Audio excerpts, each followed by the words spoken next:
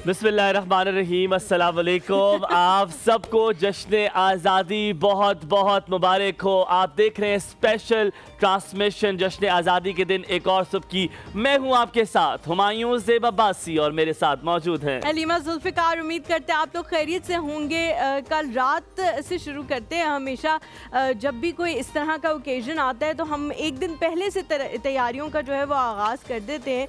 हमारे सेट पे तो जो तैयारियां आप देख रहे हैं वो कल हमारी टीम ने हमारे शो के बाद ही करनी शुरू कर दी थी कि किस तरह से सब कुछ सजाना है और किस तरह से सब कुछ करना है। लेकिन बाज़ घरों में भी इस तरह हुमायूं होता है कि एक दिन पहले से झंडियाँ लगना शुरू हो जाती हैं, झंडा लगा दिया जाता है। और गाड़ी पे आजकल झंडों का बड़ा रिवाज आया है कि गाड़ी के ऊपर जी झंडा लगाया जाता है, बोनट पे या डिग्गी पे या छत पे। कुछ लोगों के झंडे जो हैं वो फिर बड़े मुकाबलेबाजी भी होती है कि मेरा झंडा बड़ा है, मेरा झंडा बड़ा है। ये उसी किस्म की एक तैयारियां हैं जिनको हम ईद की तैयारियों से मुंसलिक करते हैं। ईद पे भी कुछ इसी किस्म की तैयारियां हो रही होती है। डंडा बड़ा है किसका ये भी होता है, क्योंकि जितना बड़ा डंडा होगा उतना दूर से आपका झंडा नजर आएगा। जिसका ज्यादा ऊंचा होगा, बेशक छोटा भी है आपका झंडा, अगर आपने बहुत ऊंचा लगाया हुआ है क्यों मुजम्मिल, तो फिर आपका झंडा जो है वो नजर भी आएगा।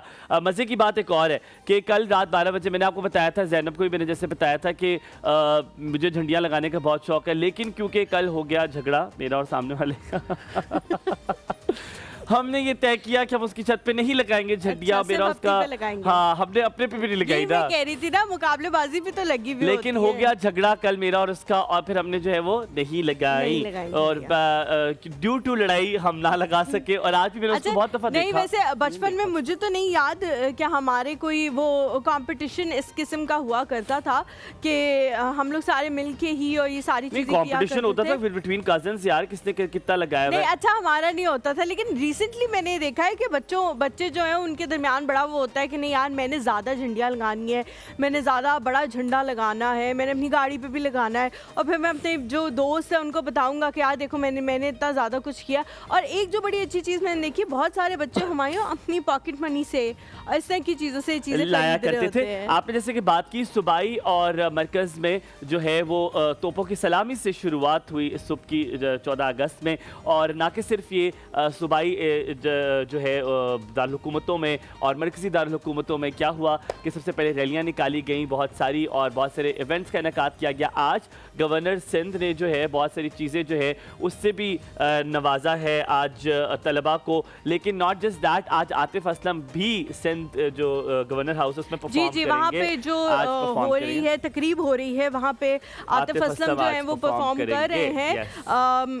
पिंडी इस्लामाबाद में जाहिर है आप सबको पता है कि जितनी भी इस तरह की ऑफिशियल तकरीबात होती हैं वो या पार्लियामेंट में होती हैं या प्राइम मिनिस्टर हाउस में होती है। इस दफा जो है इस दफा जी बिल्कुल हो रही है। हलीमा ने बिल्कुल ठीक है, वैसे होती पिछले साल कन्वेंशन सेंटर में मरकजी तकरीब हुई थी, इस बार F9 पार्क में मरकजी तकरीब हो रही है, लेकिन अज़्म इस्तेहकाम की तकरीब है वो। हाँ, मैं ये कहने लगी थी वो तकरीब जो है बहुत सारी ऑफिशियल तकरीबात जो हैं वो इस्लामाबाद में होती हैं जिसमें आम आवाम को आने की इजाज़त नहीं होती। इस चीज़ को मद्देनजर रखते हुए एक तकरीब का इनेकाद किया गया है जो F9 पार्क और वो आज नहीं बल्कि वो कल से चल रही है। कल रात 13 अगस्त से उस तकरीब का इनेकाद किया गया है। बहुत सारे मायनाज सिंगर भी वहाँ पे मौजूद होंगे, बहुत हल्ला गुल्ला है, मस्ती है। आप ज़रूर जाइए। अज़्म इस्तेहकाम का ये जो इरादा पाकिस्तान ने किया है इंशाअल्लाह ताला इसको हम पूरा करेंगे। कहते हैं चैलेंज जितने भी हो, अगर क़याम पाकिस्तान की बात की जाए, चाहे जितने भी चैलेंजेस हो, आपको याद है यकीनन आपने हिस्ट्री की किताबों में पढ़ा होगा, अगर आपकी इतनी उम्र नहीं है तो आपने अपने आबाओ अजदाद से सुना होगा कि इल्लामा इकबाल की जो फिक्र थी उस फिक्र पर कितनी कयासराइयाँ थी, कितना रिटालिएशन था, कितनी बुराइयां की गई थी, होगा तो क्या होगा, इतने मुखालिफ खड़े हो गए थे। लेकिन आज जहां पर आप सांस ले रहे हैं इसका शुक्र अदा करें अल्हम्दुलिल्लाह रब्बिल आलमीन कि हमने आज जहां आंख खोली है, जिस अज़्म इस्तेहकाम की हम बार बार बात कर रहे हैं, जिस पाकिस्तान को मुस्तहकम बनाना हम चाहते हैं, जिसकी बात हम हर बार करते रहेंगे कि पाकिस्तान हमारा है और हम पाकिस्तान से हैं। अज़्म इस्तेहकाम पाकिस्तान में आके रहेगा और उसकी कोशिशें भी जारी है। उसी पाकिस्तान में हमने आंख खोली है। जिस तरह हमारे ने कहा कि बहुत सारी चीज़ों के हवाले से हम बात कर रहे होते हैं और हमें होता है कि स्टेबिलिटी जो है वो शायद नहीं है और बहुत सारे लोग नाउमीद भी हो रहे होते हैं। तो हुमायूं ने जो बात की, हुमायूं मुझे बड़ी अच्छी लगी आपकी बात कि जब पाकिस्तान बना था तब कितनी चीज़ें थी, लेकिन Retaliation थी, लोगों बहुत ने retaliation उसके ऊपर एतमाद रखा, एतबार रखा कि इस्तेहकाम आएगा। और आज भी हम इसी स्लोगन के तहत जो है हमारी हुकूमत जो है वो ये जश्न आज़ादी मना रही है कि इंशाल्लाह इंशाल्लाह इंशाल्लाह वो वक्त दूर नहीं है जब पाकिस्तान में इस्तेहकाम आएगा और ये मुस्तहकम हो जाएगा। आप लोगों ने उम्मीद का दामन जो है वो हाथ से नहीं छोड़ना। ये हालात कुछ अप्स एंड डाउन्स आते रहते हैं मुल्कों की हिस्ट्री में, हमारे अपने घरों में भी इस तरह की चीज़ें आती रहती हैं। ये हालात कोई ऐसे हालात नहीं है जिनसे पाकिस्तान बाहर नहीं लेकिन निकल अच्छी सकता। बात यह है कि आज चाहे सिविल सोसाइटी हो, चाहे अफवाज पाकिस्तान हो, चाहे कोई भी एजेंसीज हो, कोई भी इदारा हो, वो आज सिंगल पेज पर हैं। 14 अगस्त के दिन हम ये प्राउडली कह सकते हैं। आप देखें जैसे कश्मीर है, जैसे आप फ़लस्तीन को देखिए, उसको और इंशाल्लाह ताला हम साथ खड़े हैं उनके। आज आज़ादी का एहसास तब होता है जब आप उन ममालिक को देखते हैं, उन ममालिक को जहाँ पर आज़ादी नहीं है। आप शुक्र करें कि अल्लाह ताला ने आपको उस जगह आपकी आँख खोली है जहाँ पर आज़ादी का बोलबाला है और पाकिस्तान का अज़्म इस्तेहकाम इंशाल्लाह जल्द आपके सामने होगा और उसकी कोशिश जारी है। और अल्लाह ताला इसी तरह हम वन पेज पे रहें। हमारे साथ मौजूद है हमारी प्यारी सी सब्ज़ लिबास में खूबसूरत सी हबीब कुकिंग ऑयल जो साथ पड़ा है। उसके बाद ज़ैनब, अस्सलाम वालेकुम, गुड मॉर्निंग। जश्न आज़ादी बहुत बहुत मुबारक। जश्न आज़ादी बहुत बहुत मुबारक हो। बहुत प्यारे लग रहे हैं आप दोनों। आप भी बहुत अच्छी लग रही हैं। बहुत शुक्रिया कहने के लिए। आप आज जश्न आज़ादी का मौका है, सबसे पहले आपसे पूछेंगे, झंडियां लगाया करते थे कागज की। इम्तियाज का बहुत शुक्रिया कि आज उसने कागज की झंडियां ही लगाई है। मेरी एफिलिएशन है उसके साथ। आपकी जश्न आज़ादी का दिन कैसा गुजरता था? हमारा इस तरह से बचपन में ये गुजरता था। एक तो हम स्टॉल लगाते थे अपने घर के बाहर ही, हम स्टॉल लगाते थे उसको, और उसमें छोटी छोटी चीज़ें रखते थे और वो लॉटरी टाइप चीज़ें होती थी, पटाखे होते थे और साथ में ये चीज़ें। और साथ में जिस तरह इन्होंने बताया कि हम गली में भी झंडियाँ लगाते थे और घरों में लगाते थे, और वो बाज़िद होके कि भाई लगानी है, और घर वाले ये कहते थे अभी बारिश होगी तो झंडियाँ सारी ख़राब हो जाएगी सारी। लेकिन हमने सारी रात यही शोर और पूरा सबको घरों को जगा के रखना, घर वालों को। हाँ, बड़ा मजा आता था। और वही झंडे वाली बात के सबसे पहले किसका झंडा किसके घर पे लगा है वो देखना और उससे मुकाबलाबाजी करना। झंडा लगाने की जो वो कोशिश, स्ट्रगल होती थी, बड़े मजे की होती थी। आप लगा रहे, रस्सी बांध रहे, डंडा लेकर, रस्सी कहाँ पर है, रस्सी इसके पास है, रस्सी काटो। लोगों ने उसको पकड़ा हुआ है ताकि वो स्ट्रेट अप रहे ना, वरना तो बहुत सारे लोग जो है वो बेचारे लगाते, मतलब पहले बच्चे ज़ाहिर हम लगाते थे और फिर जब दूर जाके देखते थे तो हम कहते थे टेढ़ा है, फिर दोबारा आके उसको सही करना शुरू कर देते थे। इतनी बार ऊपर नीचे होना, डांट भी पड़ती थी जिससे पकड़ा हुआ होता था कि सीधा पकड़ो, सीधा हम तो मुमटी पे लगाते थे, मुमटी के पाइप के साथ, ताकि वो ज्यादा ऊंचा होता था ना। अच्छा, one thing I have to tell you कि अब आज इंशाल्लाह ताला, अगर आपको अपना सेंटर नहीं पता, मुझे अपना सेंटर पता है। आप अगर हाईवे पर देखें, हाईवे के मिडिल I-8 की जो ब्रिज है उसके बाद आप प्लांट ट्री फॉर पाकिस्तान की मुहिम में हिस्सा ले सकते हैं जो वज़ीर आज़म शहबाज शरीफ साहब ने शुरू की है। मैं इंशाल्लाह ताला उसके बाद वहाँ जाऊँगा। आज मैंने 2 पौधे लगाने का इरादा किया है, एक अपनी वालिदा के नाम का और अब एक अपनी बहन के नाम का इंशाल्लाह ताला। और मैं अपने घर पे भी एक पौधा लगाऊंगा अपने वालिद साहब के नाम का। और आज ये जरूर कीजिएगा, शजरकारी मुहिम में हिस्सा जरूर लीजिएगा पाकिस्तान के लिए। अगर आप कोई टाइनीएस्ट, स्मॉलेस्ट, छोटी से छोटी चीज़ कर रहे हैं तो शायद आप यही कर सकते हैं। अच्छा, एक और चीज़, पौधा लगाने में हम लोग जो हैं वो लगा लेते हैं, ख़रीद भी लेते हैं, 10-15 रुपए का पौधा मिल जाता है एक छोटा, आप जो लगा रहे होते हैं, लेकिन हम उसके बाद उसका ख्याल नहीं रखते। तो आप लोगों ने इस दफ़ा ये भी करना है कि उसके बाद उसका ख्याल रखें ताकि वो पौधा जो उसका लगाने का मकसद है कि वो बड़ा हो और ऑक्सीजन, और आप अपने बच्चों का भी, अपने बच्चों को बता सकें कि ये मैंने 14 अगस्त के दिन लगाया था। It can be a moral story. Zainab, आज क्या बना रही हो? आज खूबसूरत मौके पर आज मीठा बन रहा है और उसमें चॉकलेट कपकेक्स बन रहे हैं, और जो चॉकलेट कपकेक्स की फ्रॉस्टिंग होगी वो ग्रीन और वाइट कलर की होगी। मतलब चांद तारा तो हम एक्सपेक्ट ना करें, लेकिन रंग जो बच्चे इधर मौजूद हैं उनके इतने मुंह खुल के, जब तुमने कपकेक खाया ना तो बच्ची ने ऐसे करके देखा अपने मुंह को, कपकेक बन रहे, मिलेंगे नहीं वो सिर्फ हम खाएंगे। सो आज इस जश्न आज़ादी की स्पेशल ट्रांसमिशन पे आप साथ हैं हमायूं और हलीमा के। आज इंशाल्लाह ताला बहुत खूबसूरत मेहमानों से आपको मिलवाएंगे। आज एक मेहमान मैं एक्सपेक्ट नहीं कर रहा था, जब वो अंदर आए मैं बहुत खुश हुआ। आप सब उन्हें जानते हैं, आप सब उनको बहुत अच्छे तरीके से जानते हैं। मेरा दिल था आज उनसे बात की जाए और आज वो यहाँ पर मौजूद है। आज बहुत खूबसूरत मेहमान आपके सामने लेकर आएंगे। पाकिस्तान का अज़्म इस्तेहकाम इंशाल्लाह ताला जारी रहेगा। आप देख रहे हैं एक और सुबह हमायूं और हलीमा के साथ, हमारे साथ रहिए।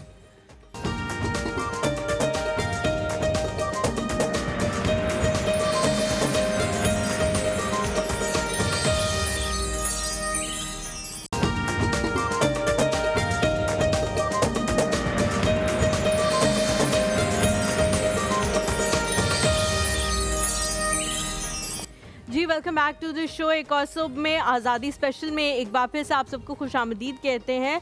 आज इससे पहले कि हम अपने गेस्ट की तरफ जाएं, मुझे पता है आप लोग उनका बहुत ज़्यादा इंतज़ार कर रहे हैं, लेकिन एक पब्लिक सर्विस मैसेज है हमारे इस प्लेटफॉर्म की तरफ से कि आप लोग जब आज़ादी की खुशियाँ मनाने के लिए निकलें तो दूसरों का बहुत ज़्यादा ख्याल रखें। बहुत सारे लोग अपने घरों की ख़वातीन को इन खुशियों में इसलिए शामिल नहीं कर पाते कि हालात कुछ इस किस्म के बन जाते हैं कि वो कहते हैं कि नहीं जी आप घर पर ही बैठें। जिस तरह हुमायूं ने भी हमारे साथ सुबह एक वाक़या शेयर किया कि मेरी अम्मी जो है वो बहुत ज़्यादा कही थी कि मेरा बड़ा दिल कर रहा है कि मैं चरागा देखूं, लेकिन मंचलों ने थोड़े से तंग किया जी, तो मंचले जो है वो निकल आते हैं जब सड़कों पे, तो कुछ इस तरह के हालात हो जाते हैं। आप सब कुछ कर लें, आप सब कुछ कर लें, आप बाजे ना बजाएं। आप शुक्र इस्लामाबाद में तो बैनों के बाजे। दूसरी बात ये कि आप पटाखे जो है वो चला चला के लोगों की गाड़ियों के अंदर मत फेंके, खुदा का वास्ता आपको, खुदा का वास्ता। बट तो ये है कि ये पब्लिक सर्विस मैसेज था हमारी तरफ से कि खुद भी आज़ादी की खुशियाँ मनाएं। ठीक है आप आज़ाद हैं, लेकिन आप शुतर बेमुहार आज़ाद नहीं हैं। लेकिन आप जिस जगह पे भी जाएं, अगर आप खाना लेके जाते हैं, अक्सर आज के दिन हम लोग खाना लेकर जाते हैं, खुदा के लिए सफाई का ख्याल भी आपने रखना। आपने हाँ, वहीं पे सारी चीज़ों का दूसरों का बेसिकली जो मैंने कहा है कि दूसरों का, माहौल का, अपने मुल्क का आपने ख्याल रखते हुए ये आज़ादी की खुशियां ऐसी अच्छी बातें मेरे ख्याल में एक ही इंसान बहुत अच्छी करते हैं, तो हम मेरे ख्याल में उनको बुलाते हैं, उनको बुला लेते हैं। आप लोगों को बहुत ज़्यादा इंतज़ार भी होगा, मुझे लगता है सबसे ज़्यादा जिनको इंतज़ार होगा इनका वो तलत आंटी है, जिन्होंने इन्हीं की वजह से हमारा शो जो है वो देखना शुरू किया था और फिर ऐसा एक उनके साथ रिश्ता भी बन गया। जो शख्सियत इस वक्त हमारे, हाँ जी हाँ जी हाँ जी, तो बेसिकली इनको बुलाने का यहाँ पे मकसद ये है कि इनसे बेहतर अंदाज में बातें लोग बहुत अच्छी करते हैं, लेकिन जिस अंदाज में ये बात करते हैं, जिस पोलाइटनेस के साथ ये सख्त से सख्त बात भी कभी कभी कह जाते हैं, वो मेरे ख्याल से वो हुनर हर बंदे को नहीं आता। और बहुत दफ़ा आप इनको हमारे प्लेटफॉर्म पे देख चुके हैं। रमज़ान ट्रांसमिशन इन्होंने हमारे साथ की और उसमें बहुत सारी चीज़ें इनसे सीखने को हमें मिली। आज भी कोशिश करेंगे कि हम भी इनसे बहुत कुछ सीखें और आप लोग भी इनसे बहुत कुछ सीखें। हमारे साथ जी मौजूद हैं प्रोफेसर डॉक्टर अब्दुल मुजाहिद साहब। अस्सलाम वालेकुम डॉक्टर साहब। अस्सलाम वालेकुम डॉक्टर अब्दुल बासित मुजाहिद साहब, कैसे हैं आप? Good morning. बड़ी देर कर दी मेहरबान आते आते। जश्न आज़ादी बहुत बहुत मुबारक हो। मुबारक हो, आपको भी मुबारक हो। आज पाकिस्तान के इस इनिशिएटिव अज़्म इस्तेहकाम में हम आपको खुशामदीद कहते हैं। यकीनन हम सब मिलकर पाकिस्तान को जो है वो ऊंचा करेंगे और उसमें यकीनन आपका बड़ा हाथ होगा। चले बैठिए प्लीज़, तशरीफ रखिए। अब मेरे ख्याल में हम दूसरे मेहमानों को भी बुलाते हैं और बैठना, आप बार बार क्या बैठे उठेंगे, फिर आप सिट इन आप हो जाएंगे। सो हम दूसरे मेहमान को भी बुलाते हैं। जनाब हमारे पास मौजूद है इस्लामाबाद नर्सिंग कॉलेज के नर्सेस, और ना कि सिर्फ वो जो कि नर्स बनने लगे हैं, बल्कि उनकी जो लेक्चरर है वो भी आज हमारे साथ मौजूद हैं। आज इनको बुलाने का मकसद क्या है? ये हमारे वो अनसंग हीरोज है जिनको शायद आप बार बार देखते तो हैं। आइए प्लीज, आइए। अस्सलाम वालेकुम। इनको आप देखते तो है, लेकिन इनकी खिदमत को सराहना आज बहुत जरूरी है। अस्सलाम वालेकुम। आप मेरे ख्याल से तीनों यहाँ अस्सलाम वालेकुम। और वो दोनों शख्सियत जो हैं वो वहाँ बैठ जाएंगी। आपने मर्द और औरतें अलग करती हैं। प्लीज बैठिए, तशरीफ रखिए। बहुत बहुत शुक्रिया आने के लिए। बहुत अच्छे लग रहे हैं माशाल्लाह, और बहुत शुक्रिया वक्त निकालने के लिए। ये वो लम्हे होते हैं जो हम चाहते हैं हम अपनी फैमिलीज के साथ गुजारें, लेकिन आप लोग यहाँ पे आए हैं तो आपके साथ एक छोटा सा मसला हो गया कि आपने जो इससे पहले जितनी बातें की वो मैंने सारी सुन ली थी। वो मुझे पता चला वो बातें आप लोग कर रहे थे, तो मैंने सारी सुन ली आप लोग क्या कह रहे थे इससे पहले। सबसे पहले बहुत बहुत शुक्रिया आप सबका आने के लिए। डॉक्टर अब्दुल बासित मुजाहिद साहब, आपको बहुत सारे टेलीविजन से ऑफर होती है, आपको बहुत जगहों पे जाते, लेकिन आपने हमें चूज़ किया, उसके लिए बहुत शुक्रिया। और आप खिदमत अपनी सर अंजाम देते हैं। आज के दिन भी आपको छुट्टी नहीं होती, लेकिन बड़े मुश्किलों से हमने आज इस्लामाबाद नर्सिंग कॉलेज वालों से आज आपका वक्त लिया है। आपका बेहद शुक्रिया। आप सबको जश्न आज़ादी बहुत बहुत मुबारक हो और बहुत बहुत शुक्रिया, बहुत बहुत शुक्रिया। सबसे पहले हम वो कहते हैं, सबसे पहले हम बड़ों से शुरू करते हैं, डॉक्टर अब्दुल बासित मुजाहिद से। आज तो कोई आइस ब्रेकिंग हमने नहीं करनी, आज तो हमने जश्न आज़ादी की बात करनी है, लेकिन आइस ब्रेकिंग सवाल है आज मेरे पास। आज शुरुआत करते हैं। डॉक्टर अब्दुल बासित मुजाहिद कैसे जश्न आज़ादी अपने बचपन में गुजारते थे? कोई साल 2 साल पहले की बात कर रहा हूँ, इतनी पुरानी बात तो नहीं है। हाँ, वैसे ज़िंदगी और पाकिस्तान की कहानी भी ऐसे ही लगती है जैसे 4 दिनों की बात है, लेकिन इन 4 दिनों को गुज़रे और इस पाकिस्तान को बनाते और फिर इसको मुस्तहकम करने के लिए कितने ही माओं ने अपने लाल इस धरती पे कुर्बान किए, और कितने ही नन्ही रूहें थीं, उन्होंने अपनी जानें कुर्बान की। तो मैं और आप हम सब आज का ये उन्हें आज़ादी ईदत पेश भी करते हैं जिन्होंने कुर्बानियां दी। और जाहिर है कि ये जो सब्ज़ हिलाली परचम जब हमें नज़र आता है तो हमारी ब्लड वेसल्स में एक सरसराहट सी महसूस होती है और उसके साथ एक अटैचमेंट महसूस होती है। तो यही स्पिरिट बच्चों में भी है, बड़ों में भी है, सब में है। और फिर जाहिर है कि जश्न आज़ादी झंडियाँ और झंडा और चरागां और इस सब के साथ मनाया जाता था हमारे बचपन में भी, और अब भी अल्लाह के फजल से हम यही जो है ना बड़ी खुशियों के साथ ये दिन मनाते हैं। लेकिन साथ साथ हमें इसे तजदीद अहद के तौर पर भी मनाना चाहिए कि पाकिस्तान बना क्यों, इसकी मंजिल कैसे हासिल हुई। और आपने बड़ी खूबसूरत बात की डॉक्टर अब्दुल बासित मुजाहिद। मेरे ख्याल है let's not let it go like this. आपने बात की उन नन्हे बच्चों की, उन खवातीन की, उन बुज़ुर्गों की, उन नौजवानों की जिनकी वजह से आज हम यहाँ पर खुलकर सांस लेते हैं और आज जहाँ मैंने आपने हम सब ने आँख खोली है वो आज़ाद पाकिस्तान है। तो आज उनको खिराज अक़ीदत भी मेरे ख्याल में हम इस प्लेटफॉर्म से पेश करते हैं और आज पाकिस्तान जो है वो ऊंचाइयों को इंशाअल्लाह ताला छू रहा है। चैलेंजेस हमेशा रहे हैं, तब भी रहे जब इलामा इकबाल ने फिक्र की थी। तो आज मैंने शुरू में कहा रिटेलिएशन बहुत थी और हंसते थे कि ये क्या सोच रहे हैं, ये क्या कर रहे हैं, कायदे आज़म का मजाक उड़ाया जाता था। लेकिन आज देखिए, आज उनकी कोशिशों से, उनकी जो हिम्मत थी, स्ट्रगल से आज हम लोग यहाँ पे मौजूद हैं। अब यहाँ पर हम आपको बताते चलें कि अब क्योंकि हमने जैसे कहा चैलेंजेस भी बहुत सारे मौजूद हैं, लेकिन इन चैलेंजेस में हमेशा वो दुकानदार, वो खरीदार, जो बाज़ार हैं, जो मार्केट्स हैं, वो हमेशा हमारे लिए वहाँ पर होते हैं। उनको वो भरोसामंद, आज उनको भी मेरे ख्याल में एक क्रेडिट, एक ऑनर ज़रूर देना चाहिए। तो जनाब, हम हमेशा मुश्किल और अच्छे वक्तों में, जैसे कि आप जानते हैं कि हम अपनी मार्केटों का रुख करते रहे हैं और बचपन में जेब खर्च के पैसों से खरीदारी करते थे या कभी-कभी अब्बू के पैसों से, अब्बू से मांग के पैसे ले लिए जाते थे, अम्मी से पैसे लेके, या फिर अपनी मेहनत की कमाई। आजकल तो मैं और आप अपनी मेहनत की कमाई से करते हैं।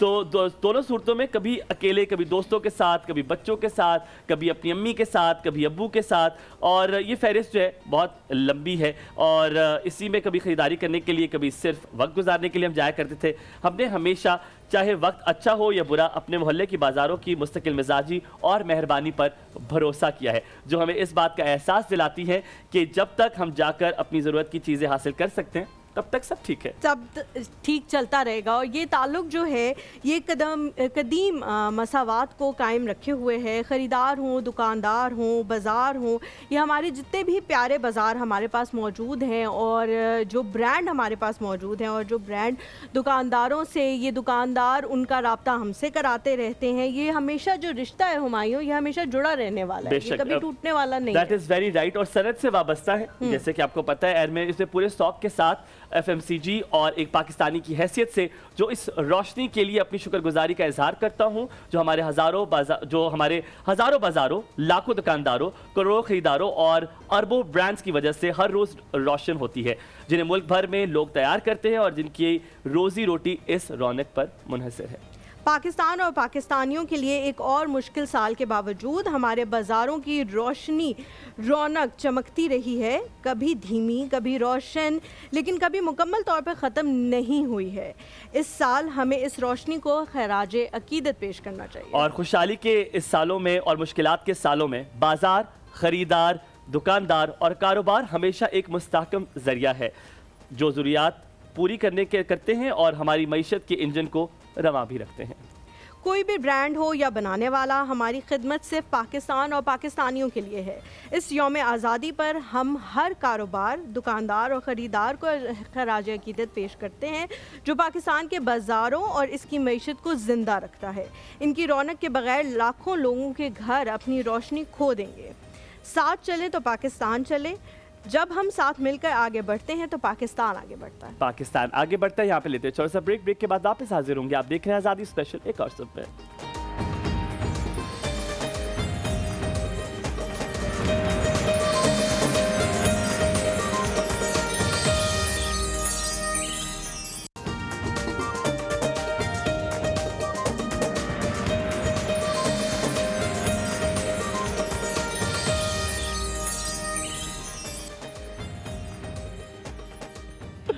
Welcome back to the show. एक और सुबह आज़ादी स्पेशल में एक बार फिर से आप सबको खुशामदीद कहते हैं। हम बात कर रहे हैं बचपन की जश्न आज़ादी की, तो एक एक करके आप सबसे पूछना शुरू करते हैं। नौशीन, आपसे आगाज़ करते हैं। बचपन में जश्न आज़ादी पे क्या ऐसा काम जो है एहतमाम क्या करते थे? झंडियाँ लगाना या क्या इस तरह की कोई चीज़ है, कोई याद है तो हमारे साथ शेयर करें। बिल्कुल, सबके बचपन की तरह हम भी बहुत ज़ोरों शोर से और बहुत शौक़ से झंडियाँ ख़रीद के लाते थे। पहले तो ज़िद करके, फिर लगाते थे, फिर उसको लटकाने में, ऊपर बांधने में भी बहुत ज़्यादा अच्छे यादगार वाक़यात भी होते थे। और हमेशा बारिश हो जाती 14 अगस्त Exactly। और अगले दिन नीचे गिरी हुई होती थी। नीचे गिरी हुई होती थी। रात पूरी जाग के हम लगा के, और झंडा सबसे ऊंचा हमारा लगना चाहिए घर के ऊपर, और लगा के जब सोते थे और सुबह उठते थे तो बारिश हुई भी होती थी और फिर इतना दुख होता था। तो ये एक नॉर्मल सी बात है क्योंकि मानसून का सीज़न होता है मेरे ख्याल से। यूजुअली मानसून में आती होती थी 14 तो अगस्त। इस वजह से तो बस झंडियाँ लगाना, बैज लगाना। नहीं तो सीजन चेंज होता है ना? नहीं मानसून नहीं हमेशा आती है। ओके बरीरा, आप बताइए। क्यूटी। जी बिल्कुल। मैं भी अपना जश्न आज़ादी अपनी बहन भाइयों के साथ मनाती थी। वही सारी जो शुरू से किताब होती थी ना, जी, उर्दू किताब होती थी 4th क्लास की जी, वो शुरू उसकी पैराग्राफ ऐसे होता। मैं भी अपना बचपन जो है अपने बहन भाइयों के साथ हंसी खुशी मनाती थी। हम हंसी खुशी रहते थे। यार ये तो वो किताबें पढ़ता था, अच्छा बनाती थी। फिर क्या करती थी आप? फिर झंडियाँ लगाते थे हम लोग। वही बारिश हो जाती थी और वो गीली हो जाती थी, और मामा बारिश से के बाद गीली भी होती थी झंडियाँ। जी बिल्कुल। यार ये तो बहुत नुकसान हुआ आपका। और मामा से ज्यादा जब ज्यादा होती ज्यादा पानी होता था फिर उसमें। मामा से डांट भी खाते थे क्योंकि वही हम आटे के साथ वो झंडियाँ लगाते थे, दीवारों के साथ चिपकाते थे। और आटे के साथ कैसे लगाते हैं? बिल्कुल उसको गीला करके। जी ओह के साथ। यार गुड। आप तो मेरे ख्याल में 1970 में पैदा हुई होंगी। गौन तो आ चुकी थी 2000 तक में। क्योंकि जिस बंदे ने इस बात की इंडोर्समेंट भी की वो तो ये देखें कि आपके साथ डायरेक्ट वार हुआ है। हसनैन भाई मुझे मेरे नाम ले लिए, सॉरी। बट आयशा जी आप कैसे गुजारती थी? आई लाइक योर जश्न आज़ादी। वैसे हम भी ऐसे ही मनाते थे, झंडियाँ लगाते थे, जो है झंडा लगाते थे छत पे, और कपड़े डालते थे, ये बैज वगैरह लगाते थे। कपड़े क्यों डालते थे? जश्न आज़ादी के। मुझे लगा उस दिन अम्मी कहते आज कपड़े अम्मी आपने धोने, आज कपड़े डालने हम ऊपर जाएंगे, और आज जश्न आज़ादी है। वो पहनने की बात कर रही है। ओहो अच्छा, कपड़े पहनते थे। अच्छा वैसे मैंने ना सिर्फ ये किया कि मैंने आज हलीमा से भी कहा है, I have never done this कि मैंने कभी जश्न आज़ादी दिन ग्रीन कपड़े पहने हो। पता नहीं मुझसे, मैं बैज पहनता था, मुझे आई लव इट। लेकिन मुझसे ना मैं वाइट कपड़े मुझे बड़े शौक है। जैसे हमारा जो झंडे का वाइट वाला साइन है वो अकलीती बरादरियों को उनके रिप्रेजेंट भी करता है, माइनॉरिटीज को रिप्रेजेंट भी करता है।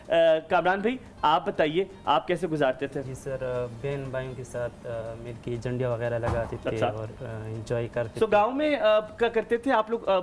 किसी इलाके में रहते हैं या इस्लामाबाद? हम सिटी में थे। कहाँ पे रहते हैं? कोहाट में। ओए अच्छा, तो कोहाट में भी ये मनचले होते हैं, मोटरसाइकिल वाली आवाजें रात को आती है, हुड़ुम हुड़ुम वाली। जी सर, इस तरह से ये आती है वहाँ पे मनचले, वहाँ भी मौजूद है। यस सर, इस तरह था, सेम मनचले मुझे लगता है हर जगह मौजूद है। आप कहीं भी चल जाओ उनसे जान नहीं छुड़ा सकते। हमारे तो जिस तरह बरीरा ने बताया आपको कि आटे के साथ चिपकाते थे हम लोग, तो मुझे अभी भी याद है एक वाक़या कि हमारे घर के बीच में एक अंगूर की बेल लगी हुई थी। अच्छा। तो हमारी कोशिश ये थी कि अंगूर की बेल की एक साइड से लेकर दूसरी साइड तक वो झंडियाँ लगाएं, उसकी वो तार से रो लटका बन के जाए, रो ठीक लगा है। ले। तो वो मैं चढ़ गए ऊपर बेल में, तो उसमें हमने वो ग्रिल वगैरह बनाई हुई थी ना ताकि वो नीचे ना आ जाए। तो मुझे भी याद है कि मैं वहाँ से गिरा, लेकिन उसी ग्रिल में नीचे उल्टा लटक गया। खजूर में अटक गया। उल्टा लटक गया। वहाँ से गिरे, खजूर में लटके। वो वाली बात होगी मेरे साथ। अच्छा पर आपने ये अंगूर वाले दरख्त की बात की, ठीक है झंडियाँ तो लगी, अंगूर का दरख्त है मौजूद अभी भी? अंगूर का नहीं, दरख्त वो नहीं होता, कट गया। बेल होती है अभी भी? नहीं वो कट गया। वो कट गया, वरना कट अंगूर गया। मंगाते हैं आपसे अगली बार के माइली अंगूर, लेकिन अंगूर का दरख्त नहीं होता। नहीं उसकी बेल होती है असल में। तो बेल भी दरख्त ही होता है। बेल क्या बस दरख्त और बेल में कोई फर्क है? बस आकाश बेल नहीं होनी चाहिए, बाकी चीज़। अच्छा आप लोग जिस प्रोफेशन से है, डॉक्टर साहब भी इस बात को से मुत्तफिक होंगे कि आप नर्सिंग के प्रोफेशन से हैं। ये वो प्रोफेशन है जो कि मेरे फ्लोरेंस ने इसकी बड़ी खिदमात अंजाम दी थी। 1860 में बहुत ज़्यादा इंजरीज हुई थी और उनकी जो खिदमात थी उनको जो सरंजाम उन्होंने दी थी, उसके लिए फिर ये दिन मनाना शुरू हुआ था जिसमें नर्सिंग का डे मनाया जाता है।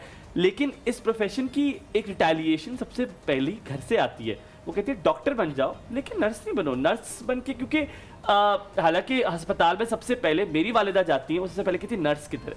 मेरी अम्मा ने पहले उससे बॉन्डिंग करनी, क्योंकि डॉक्टर ज्यादा देर आपके पास नहीं होगा, आपके पास ज्यादा देर नर्स होगी। हुमायूं की Midwife बहुत भी वहाँ बड़ी पे होती रीजन है, मुझे लगता है कि वो इज्जत, वो मकाम जो हमें उनको देना चाहिए कि वो हमारा ख्याल रखते हैं, बल्कि डॉक्टर्स आते हैं राउंड पे और राउंड से होके चले जाते हैं और उसके बाद And nurse is briefing them also. हाँ पूरा और दिन nurse हमारे ही साथ brief मौजूद करती है होती उनको है। कि इनका ये है। मेरे तो मतलब बहुत सारे लोग जो है मेरा बड़ा मजाक भी उड़ाते हैं, जैसा हुमायूं ने कहा कि वो अम्मी जाके नर्स से बात करती हैं, तो मैं भी हमेशा जाके उनसे बड़ी अच्छी तरह से, और फिर अक्सर मुझे जल्दी भी नंबर मिल जाता है, वेट नहीं करना पड़ता ज़्यादा, क्योंकि उनसे मेरे हलीमा, ताल्लुकात नौशीन ऐसे इस होते हैं। बात से एग्री करेंगे, नौशीन से पूछेंगे। नौशीन, अक्सर ये जुमले कहा जाते हैं और बड़े प्यारे जुमले होते हैं, जब मरीज जाने लगते कहते हैं ये मेरी बेटी है, क्योंकि आप उनका इस तरह ख्याल रखते हैं जिस तरह अपनी औलाद ख्याल रखती है। कभी कभी ऐसी बीमारी होती है कि औलाद नहीं जा सकती है और आप लोग अपनी जान पर खेल के करते हैं। ये जुमले तो सुनने को मिलते होंगे कि यार ये मेरी बेटी है।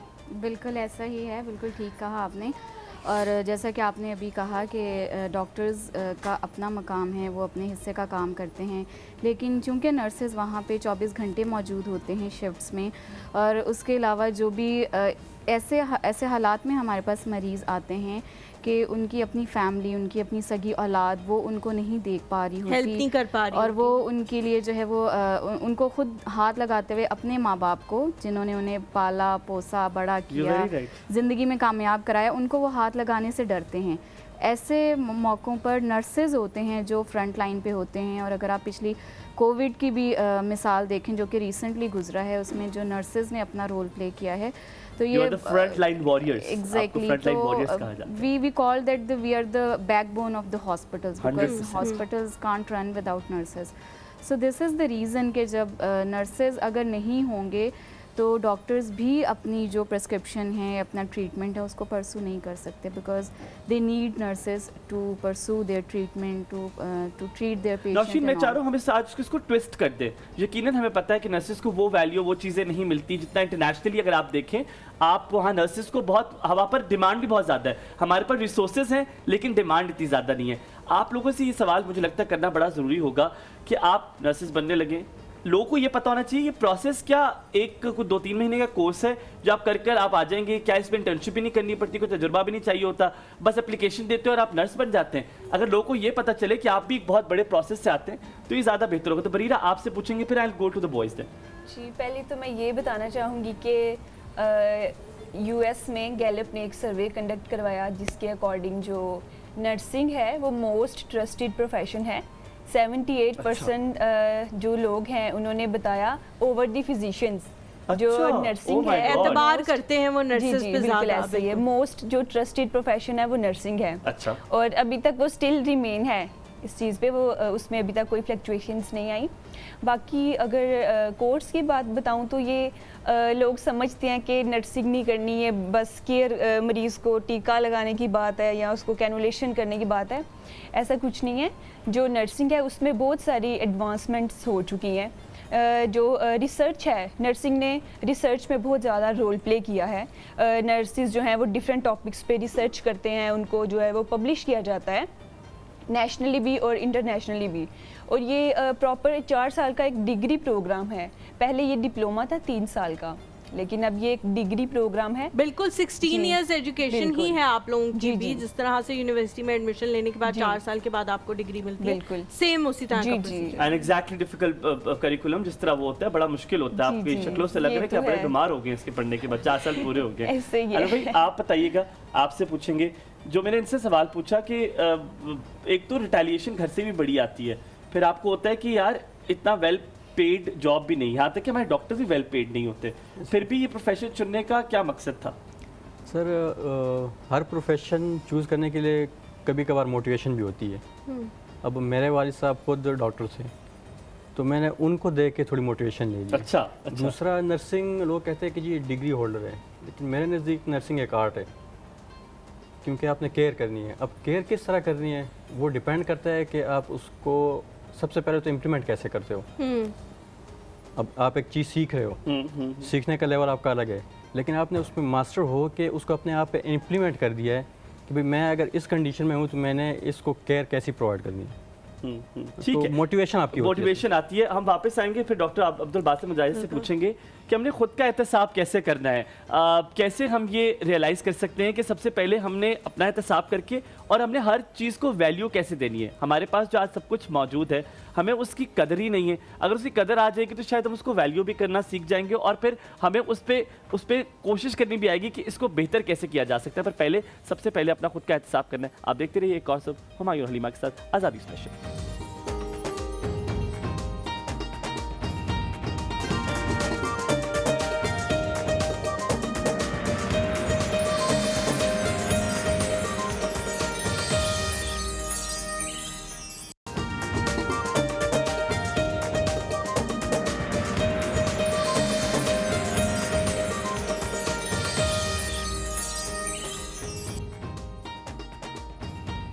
जी welcome back to the show. एक और सुबह में एक बार फिर से आप सबको खुश आमदीद कहते हैं। आज़ादी स्पेशल में हम लोग आज़ादी के हवाले से बात कर रहे हैं। ब्रेक पे जाने से पहले हुमायूं, आप सवाल पूछना चाहते थे? जी, मैं डॉक्टर अब्दुल बासित मुजाहिद से पूछ रहा था कि मुझे तो सबसे पहले ये जानना है कि आज मैं सुबह भी सुन रहा था, मुझे बड़ी अच्छी बात लगी, मरियम नवाज साहिबा कह रही थी कि सबसे पहले हमें अपना खुद का एहतसाब करना है। हम चाहते हैं कि पहले सब ठीक हो जाए, मुल्क में ये गलत है, ये गलत हो रहा है, ये गलत हो रहा है, लेकिन उस गलत में हम भी बहुत कुछ कर रहे होते हैं, लेकिन हमें वो छोटा लग रहा होता है क्योंकि हम कहते हैं कि हम तो इतना ज़्यादा इनपुट नहीं करें, बाकी सब तो कर रहे हैं। तो खुद का एहतसाब कितना ज़रूरी है आज के दिन, इसका इरादा करना?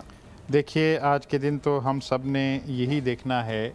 अब वैसे तो हम सब ये बात कर रहे होते हैं कि हमें पाकिस्तान ने क्या दिया। पाकिस्तान ने हमें शनाख्त दी है, हमें पहचान दी है, हमें इज़्ज़त व वक़ार दिया है, हमें आज़ादी की नेमत दी है।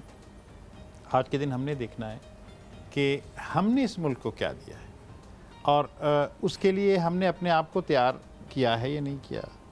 हम अपने अपने जिस शोबे में हैं उस शोबे में हमने क्या एक्सेल किया है, और वो सिर्फ़ अपने ज़ाती किसी कामयाबी के लिए नहीं बल्कि इस कौम को पे बैक करने के लिए हम क्या कर रहे हैं। और इस वक्त अगर हमें माशरे में कुछ चीज़ें बेहतर होने वाली लग रही हैं तो हम उसके सलूशन का पार्ट हैं या नहीं हैं। ये आज के दिन हम देखेंगे तो वो खुद एहतसाबी का अमल तो ऐसा है कि वो तो लाइफ में हर वक्त होना चाहिए। और मैं तो अक्सर ये बात करता हूँ कि हमें रोज़ाना जब हम सारा दिन गुजार चुके होते हैं और अब हम आराम करना चाहते हैं, उस वक्त हमें सोचना चाहिए कि पूरे दिन में हमने आज क्या किया। मुहासबा करना चाहिए। यकीनन जब हम खुद अपना मुहासबा करेंगे तो हमें अपने आप को इम्प्रूव करने का भी मौका मिलेगा। जब पहले इंसान ये मान जाता है कि मैंने कोई चीज़ गलत की है, उसे सही करना है। और यहाँ पे मुझे याद आता है कि देखिए, जब ये कायनात बनी है, उस कायनात बनते हुए भी एक भूल जो है वो हज़रत आदम से हुई और एक गलती जो है ना शैतान से हुई। आदम अलैहिस्सलाम ने अपनी गलती को माना और फिर तस्लीम कर लिया, उसको नबी का दर्जा मिल गया। और शैतान अकड़ गया कि मैंने तो कोई गलती नहीं की, तो वो देखें कि वो मरदूद हो गया। और ये मैंने आदम और शैतान का जो जिक्र किया वो इसी कॉन्टेक्स्ट में किया कि ये जो हम दो कौमी नज़रिए की बात करते हैं, पाकिस्तान जो है ना दो कौमी नज़रिए की बुनियाद पर बना, तो वही एक मान लेने वाला, एक तौबा कर लेने वाला और एक अकड़ जाने वाला, एक आदम और दूसरे शैतान, ये दो ग्रोह बन गए। और फिर इन्हीं ग्रोह को कुरान भी कहता है रहमान का बंदे, शैतान के बंदे। और फिर ये वही कि कुछ लोग होते हैं जो सीधे रास्ते पर चल रहे होते हैं, कुछ लोग सीधे रास्ते पर नहीं चल रहे होते। तो आज के दिन हमें ये भी देखना है कि हम किस रास्ते की तरफ बिल्कुल ठीक, बिल्कुल ये हम सोचेंगे तो बेहतरी की तरफ ही चलेंगे। इंशाल्लाह ऐसा ही होगा। और आज जो हम आज़ादी सेलिब्रेट कर रहे हैं, इसका जो स्लोगन है वो भी अज़्म इस्तेकाम के हवाले से ही है कि अगर हम खुद एहतसाबी करना शुरू कर देंगे तो हमारे मुल्क में इस्तेकाम आ जाएगा, स्टेबिलिटी जो है वो आ जाएगी। अच्छा आयशा, आपकी तरफ मैं आती हूँ, मुझे बताएं, अभी कुछ कल ही शायद मैं एक न्यूज़ पढ़ी थी जिसमें था कि 7 बेटे हैं और वो अपने बाप को जो है वो एक नर्सिंग होम में छोड़ के चले गए हैं कि हम इनकी कफालत नहीं कर सकते, हम इनका ख्याल नहीं रख सकते। बहुत सारे ऐसी चीज़ें आप लोगों ने अभी एक्सपीरियंस की भी होंगी और आगे आने वाली ज़िंदगी में करनी भी हैं। मुझे बताएं कि ये जो एक्सपीरियंसेस हैं, ये देख के सोचा कि हाँ मैंने इस फील्ड की तरफ जाना है, या अपना कोई ऐसा एक्सपीरियंस था कि लगा कि नहीं ये फील्ड जो है ये इसको मेरी ज़रूरत है, मुझे इसकी तरफ जाना चाहिए? बेसिकली जो है ना, मैं अपनी मामा से इंस्पायर हुई थी, वो ना नर्स हैं, तो शुरू से माशाल्लाह, दैट्स वेरी नाइस। तो शुरू से हम देखती आई हूँ कैसे वो दूसरों की खिदमत करती हैं, मतलब जॉब पे जाती हैं, घर में भी पेशेंट आते हैं, तो फिर उसी से इंस्पायर हो के तो फिर इस प्रोफेशन की तरफ मैं आई थी। अच्छा कामरान, जो हलीमा ने बात की, मेरा ख्याल है हमने बड़ी अच्छी बात कर ली, हमने देख लिया नर्सिंग अच्छा प्रोफेशन है यकीनन, लेकिन मुश्किल भी बहुत है। हम लोग को ये अंदाज़ा है कि जो बीमार होता है वो इस वजियत में होता है कि उसे समझ नहीं आती किसी से क्या बात किसी कर रहा का है। ख्याल रखना तो बड़ा मुश्किल। आपको वो ऐसी ऐसी बातें कर देता है जो अपनी औलाद से नहीं कर सकता, कि वो तो अब तो इस तरह का दौर आ गया, अपनी औलाद से वो डरता होगा कि वो आगे से जवाब दे देगा, मुझे छोड़ देगा। एक नर्स सामने होती है कि वो अपना सारा गुबार नर्स के सामने निकाल लेता है, और आप लोग चुपचाप, मैंने बहुत देखा है, सुन भी लेते हैं। It is so difficult. You're a therapist as well, आपने उस वक्त सुनना भी है और उनको कंसोल भी करना है। आप ठीक हो जाएंगे, आप बिल्कुल ठीक हैं, और साथ में आपने जो अपनी नर्सिंग की ड्यूटी वो भी निभानी है। हाउ डिफिकल्ट इज दैट, और क्या आप उसके लिए तैयार हैं, आप जो आपने आगे प्रोफेशन इख्तियार किया उसके लिए? जी सर इस तरह बिल्कुल डिफ़िकल्ट तो होता है, लेकिन आपने एम्पैथेटिक रहना है कि आपको जो है ना वो पेशेंट की जगह ख़ुद को रखना है, कि कल अगर आप इस पेशेंट की जगह, आप जो है पेशेंट की जगह ख़ुद भी हो सकते हैं, तो वो आप कैसे फील करेंगे? तो फिर आपको रियलाइज़ होगा कि आप जो है पेशेंट होंगे, तो फिर आपके साथ जो है आप नर्स हों किस तरह जो है ट्रीट करेंगे पेशेंट के साथ। तो ठीक है, हम यहाँ पे थोड़ा सा ब्रेक लेते हैं, ब्रेक के बाद वापस आएंगे आपके पास। आप देख रहे हैं एक और सुबह हुमायूं और हलीमा के साथ जश्न आज़ादी स्पेशल।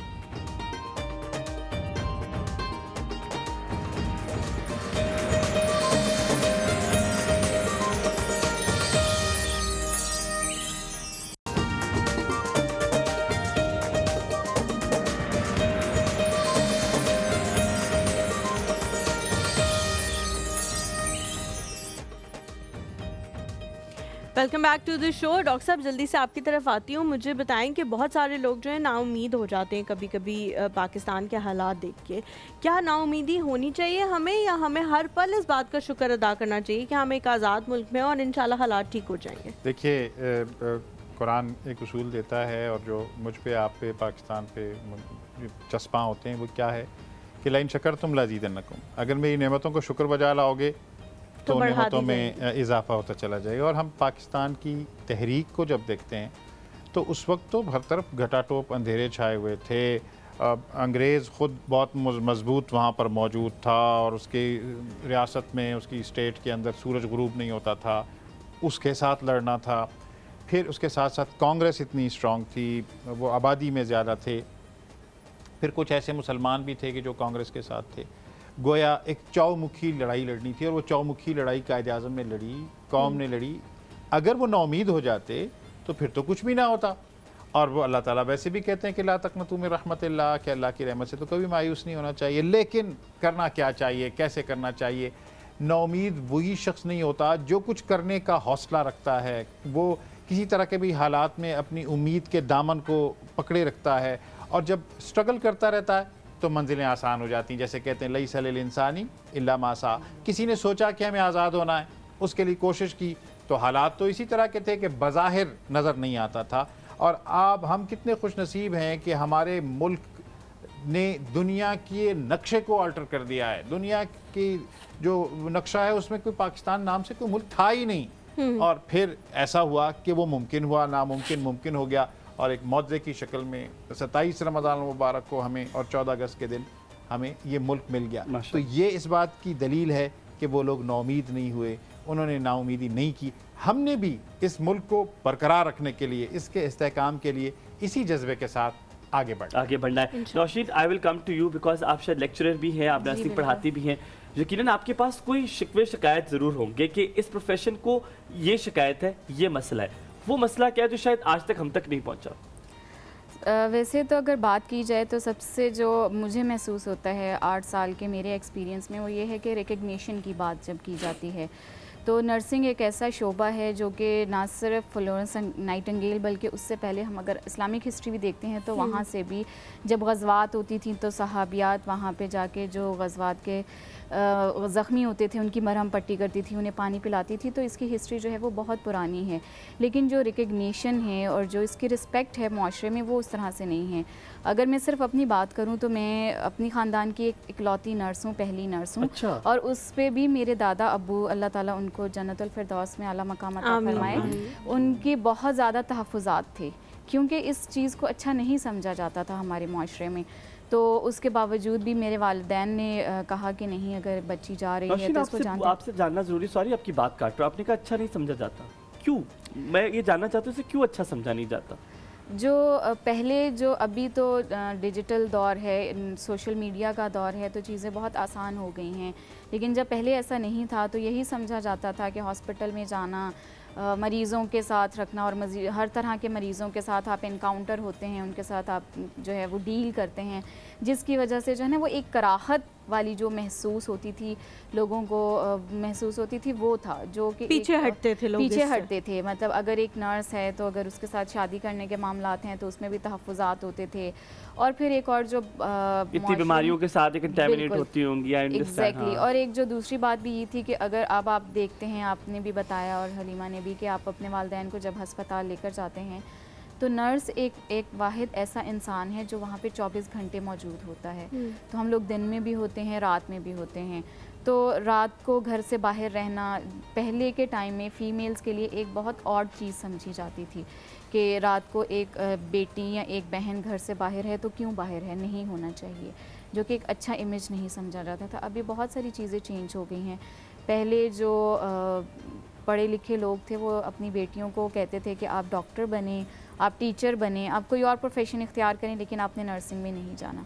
लेकिन अब हालात बहुत चेंज हो गए हैं। अब जब हम देख रहे हैं अवेयरनेस आ रही है, अवेयरनेस आ रही है, बिल्कुल। और जो हम देखते हैं कि जो हेल्थ इश्यूज़ हैं जिनको नेशनल लेवल पे भी और इंटरनेशनल लेवल पे भी जो चैलेंजेस हैं, और जिसकी एक बहुत बड़ी जो है वो मिसाल हमारे पास कोविड भी है, उसके अलावा भी, तो हम जो देखते हैं जो चैलेंजेस हेल्थ को हैं उसको इनकाउंटर करने के लिए नर्सेज़ की बहुत ज़्यादा वर्क फोर्स चाहिए।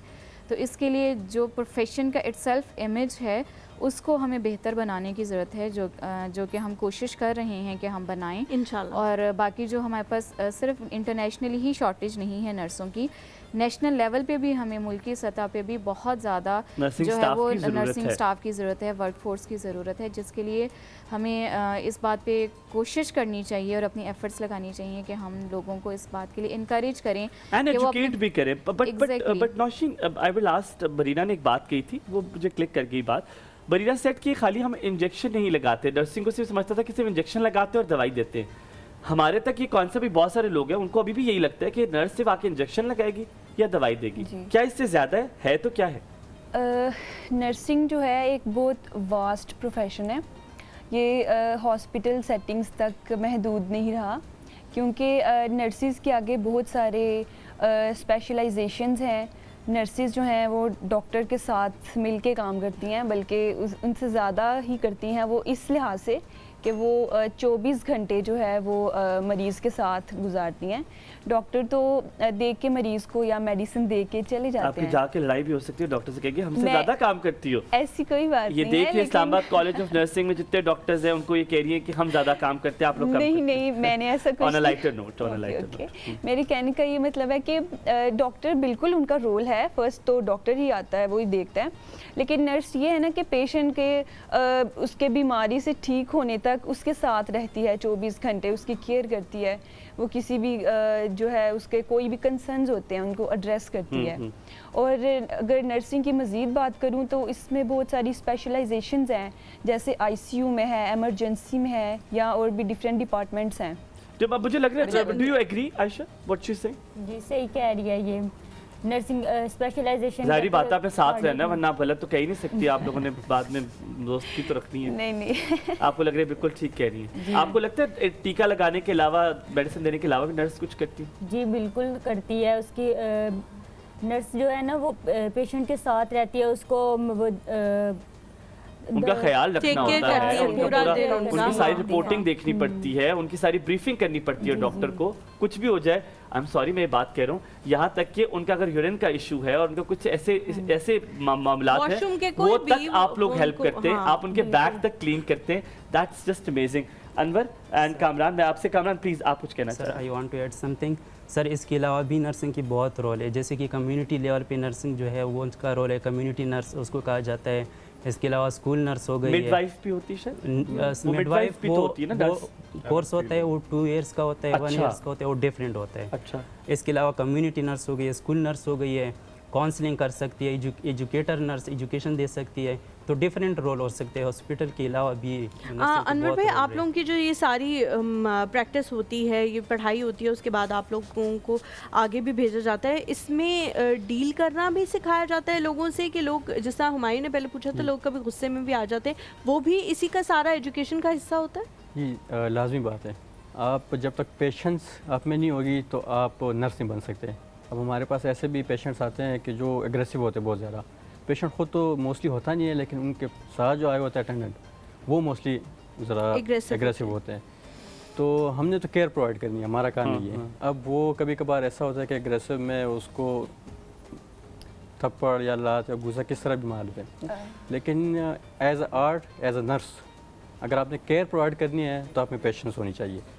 क्योंकि अगर आप भी एग्रेसिव होंगे और आगे से पेशेंट के अटेंडेंट भी एग्रेसिव होंगे तो कोई आउटकम नहीं आएगा। कभी कभी तो गुस्सा आ जाता है, मुझे कोई इस तरह कहे मैं किसी का ख्याल रख रहा हूँ, इंजेक्शन लगा रहा हूँ, मुझे कुछ कहे मैं तो खुद ला ले इंजेक्शन, लिखा है इंजेक्शन लगाने खुद। सर ऐसे हमारे साथ हुआ है, क्लिनिकल में ऐसा होता है, मेरे साथ खुद 1-2 दफ़ा ऐसा हुआ है कि भाई आप इंजेक्शन क्यों लगा रहे हैं इसको, डॉक्टर क्यों नहीं आ रहे। और आपने बड़ा दर्द कराया, वो वाली नर्स अच्छा करती है, इंजेक्शन लगाती है, आपके हाथ से बहुत दर्द हो रहा है। जो डॉक्टर्स हैं वो उतना अच्छा, सॉरी टू से, लेकिन इंजेक्शन या ड्रिप नहीं लगा सकते जितनी अच्छी एक नर्स जो है वो ड्रिप या इंजेक्शन लगाती है। ये हमेशा होता है, डॉक्टर ने जब भी मुझे इंजेक्शन लगाया वो किसी और जगह लग गया, किसी और नस में लग गया। आपका हाथ हल्का है, क्योंकि मुझे जब भी किसी नर्स से लगाया इंजेक्शन, मर्द ने, उसने बहुत दर्द किया। सर मेरा जो है उस तरह अच्छा प्रैक्टिस नहीं है, लेकिन अब हम ट्रेनी है, अभी इंटर्नशिप स्टार्ट हो रहे हैं, तो इंशाल्लाह मैं इसमें एक चीज़, डॉक्टर साहब कभी इंजेक्शन लगवाया आपने? मैं तो इंजेक्शन से बड़ा और गलत लग गया हो? गलत हो, ये तो बड़ा गलत हो गया। मैंने तो स्कूल में जब हमारे मर्द से लगवाते औरत से लगवाया? नहीं, मैं कोई जेंडर डिस्क्रिमिनेशन नहीं करता। कभी मर्द से लगवाओ गलत लग गया हो? नहीं, ऐसा नहीं हुआ, लेकिन वैसे इंजेक्शन का जो है ना वो डर, डॉक्टर साहब मर्द कभी आपको इंजेक्शन नरम से लगा, औरत में लिटरली नर्सेज इतनी अच्छी होती है और वो लिटरली पहले आपको टैप करेंगी, वो मैंने लिटरली देखा, पहले टैप करेंगी, body shame, gender shame, gender discrimination. पर मुझे सॉरी कामरान अनवर, माजरत के साथ मुझे लगता है खवातीन ज़्यादा अच्छी नर्सेज होती हैं। सर वो डिपेंड करता है की बात कर रहे हैं, सर वो आपकी प्रैक्टिस पे डिपेंड करता है, मूड पे डिपेंड करता है, कैसे हैं आपके मूड पे भी डिपेंड करता है। आप खुद वैसे मैं कहना नहीं चाहता, आप पठान भी हैं माशाल्लाह, तो वैसे गुस्सा बहुत जल्दी आता है, पठानों और बासियों को बहुत जल्दी गुस्सा आता है, हमें बहुत जल्दी गुस्सा आता है। किसी ने कह दिया कि ये इंजेक्शन की आप बहुत गलत लगा, उसके तेरे में जरा ज्यादा चबाम का सबर कर लगा। वही बात है कि फिर आप केयर प्रोवाइडर तो ना हुए ना। आपने कभी तो किया होगा? नहीं सर, मैं अगर घर में मुझे खुद अगर कोई मसला हो तो मैं इंजेक्शन खुद ही लगाता हूँ। कभी कोई आपका मैनेजर आ गया, उसने का इंजेक्शन लगा, कहते हैं हाँ होना है ना पार्ट के नीचे। हम यहाँ पे देखते हैं आपके साथ साथ एक और सब मजा आ रहा है बहुत सारा इन लोगों के साथ। आप जश्न आज़ादी स्पेशल देख रहे हैं, देखते रहिए एक और सब।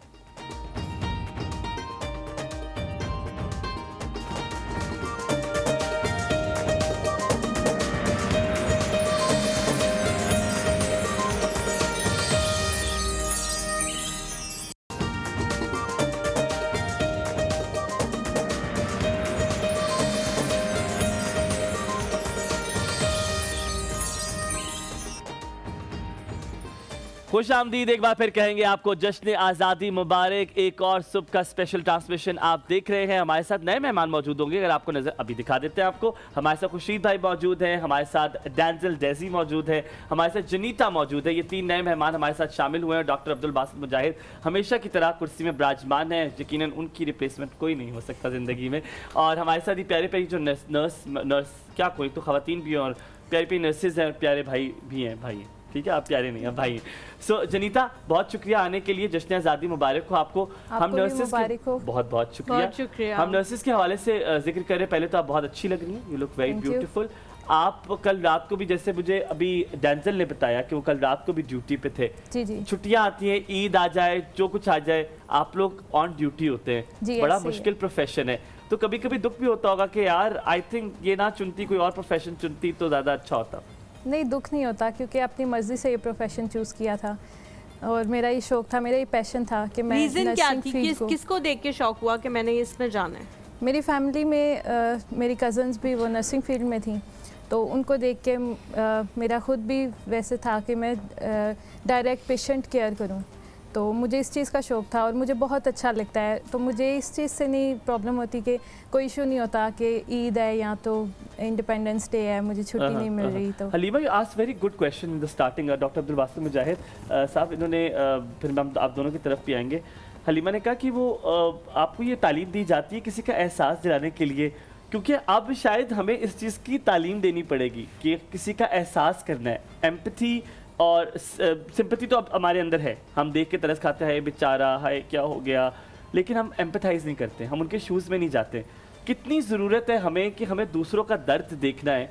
हम इनामात के ढेर लगा देते हैं, लेकिन हम उसी गांव का, उसी जगह की, उसकी खुशहाली के लिए, उसकी बेहतरी के लिए कुछ नहीं करते। तो एम्पैथाइज होने की कितनी ज़रूरत है अब पाकिस्तान में? देखिए, इंसान अशरफुल मखलूक़ात है, तो उसका हर रवैया, उसका हर एटीट्यूड एक मिसाली होना चाहिए। और देखिए, ये बात हमारे सदियों के तजर्बे से आती है कि इंसान इंसान का मरहम है, इंसान इंसान की दवा है। तो वो सिर्फ एक कोई रोबोटिक्स की तरह काम करने से नहीं होता। जैसे हम ये इतने नोबल प्रोफेशन से हमारे यहाँ पर पैनलिस्ट मौजूद हैं, बच्चे आए हुए हैं, बिल्कुल। अब इनको देखें ना कि ये वाक़तन इसी तरह है कि कोविड की, जैसे नौशीन बात करी थी कि कोविड में लोग कितना दूर हो जाते हैं, और जो हमारे ये मेडिकल स्टाफ के लोग सारे ही, जिसमें डॉक्टर्स भी मौजूद हैं, पैरामेडिक्स भी मौजूद हैं, नर्सेज भी मौजूद हैं, ये सब वहाँ पर मौजूद रहे और अपनी यानी लाइफ की कॉस्ट पर कितने लोगों ने इसमें कुर्बानियाँ भी दी। आखिर वो जज्बा इनकलकेट होता है ना, वो आप जैसे सबसे पूछ रहे हैं कि आपकी इंस्पिरेशन क्या थी, लेकिन ये वाक़तन मुश्किल काम है। कोई पेशेंट आता है, वो किस हालत में है और देखा जा रहा होता है। ये इंसान के अंदर एक अल्लाह ने सलाहियत तो रखी हुई है कि वो दूसरों की केयर करे और दूसरों का ख्याल रखे, लेकिन ये सलाहियत भी दूसरी सलाहियतों की तरह है कि अगर हम इसे पॉलिश नहीं करेंगे, इस पर तवज्जो नहीं देंगे, तो वो अपनी मौत आप मर जाती है वो सलाहियत। और जिसमें आप कोशिश करेंगे, लोगों का ख्याल करेंगे। और एक बात है कि जो हर प्रोफेशन में है, अब आज हम चूँकि नर्सिंग की बात करें, अगर आप उस अपने प्रोफेशन को एंजॉय करने लगे कि किसी एक तकलीफ़ में कोई इंसान मेरे पास आया और अब उसके जो है ना चेहरे पर खुशी है। मेरी वालदा मोहतरमा, अल्लाह ताला जन्नत नसीब करे, बहुत अरसे वहाँ AFIC में और CMH में और मुख्तलिफ हॉस्पिटल्स में हार्ट की पेशेंट थी जो इलाज होता रहता था। तो वो इतनी केयरिंग वहाँ का स्टाफ था। नर्सिंगों ने अगर कभी एंजाइना की पेन होती थी, हम जब पहुँच जाते थे हॉस्पिटल में इमरजेंसी में, तो वो रिलैक्स हो जाती थी और वो फिर वाक़तन बेटियों की तरह उन्होंने उनका ख्याल रखा और उनको बहुत दुआएं देती थी। तो ये तो गया मेरे ऊपर इस प्रोफेशन का एहसान है ना कि मेरी वालदा की अगर केयर करते हैं, ख्याल रख रहे हैं उनका। वो रिस्पेक्ट। डॉक्टर अब्दुल बासित मुजाहिद साहब, आप देख रहे हैं ये सब माशाल्लाह बड़ी एक ऐसी उम्र में है जब बड़ा दिल करता है दोस्तों के साथ घूमने फिरने का, बड़ा दिल करता है और सैर तफरी करने का। मतलब ये वो है कि जो मंचले भी बन सकते हैं जो आज आपको रोडों पे नजर आते हैं। Denzil, you have exactly that edge. Khurshid, आप दोनों की वही उम्र है जिसमें दिल करता है दोस्तों के साथ घूमे फिरे भी, लेकिन आपकी ड्यूटी 12-12 घंटे से भी एक्सीड कर जाती है कभी कभी। सो इस प्रोफेशन को चुनने के लिए बड़ी कुर्बानी देनी पड़ती है, वक्त की भी, लेकिन उस तरह का पे बैक नहीं आता। सो आई वॉन्टेड कि आज लोग ये सुने, तब दिल नहीं करता कि यार बाहर जाएँ, क्या प्रोफेशन चुननी है, इतनी लंबी लंबी घंटे की ड्यूटी होती है। एक्चुअली प्रोफेशन जब ये चुना था तो हम लोगों ने ये चीज़ सोची थी कि हम लोग जो हमने कम्युनिटी से लिया है, we are going to feedback, कि हम उनको कोई आउटपुट देने जा रहे हैं, ठीक है। तो मेरे ख्याल में कि इससे अच्छा और कोई प्रोफेशन हमें नहीं था लगा कि हम जो कम्युनिटी को आउटपुट दे सकें, ठीक है। कि अब वापस देंगे जो आपने पाकिस्तान से लिया, ये तो सबसे बड़ी बात है आज के दिन की उम्र में बात जो है, हमने इतना कुछ लेते हैं, हम वापस क्या देते हैं, हम वापस क्या देते हैं। तो ये एक प्रोफेशन ऐसा था कि जिसमें हम पाकिस्तान को सर्व कर सकते हैं।